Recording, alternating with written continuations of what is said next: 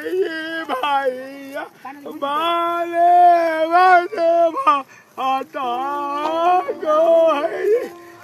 भैया। तो भैया हरे ये वीडियो हम हंसे तानी न्याय बनाए है। ये वीडियो एक किसान होए के नाते बनाए है।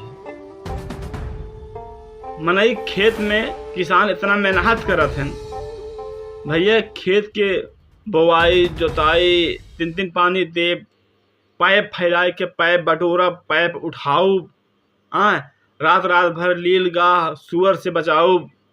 भैया कमर तोड़ मेहनत हो तो किसान के। अगर किसान के साथे ऐसे घटना घटित हो जाए और खेते में आग लग जाए, सारा अनाज बढ़ जाए, तो भैया रोवाई का जैसे लागत घरे में कोनो इंसान खत्म हो गया है। ठीक है भैया, एक किसान के दर्द वह समझ सकता है जे किसान है और जे खेती बाड़ी करे है। शहर वाले का जनिए भैया, बहुत मेहनत हो तो भैया गांव देहात के खेत में, तब जाए के 2 वक्त की रोटी मिलत है, तब जाए के गांव में लागत कि हाँ गांव में आज़ादी है खाए पिए के। अगर से खेत में आग लाग जाता है, किसान के पूरा अनाज बढ़ जाता है, तो सरकार से हम यही अपील करब कि किसान की मदद में जरूर खड़ा हुआ करें, क्योंकि किसान बहुत मेहनत करत हैं।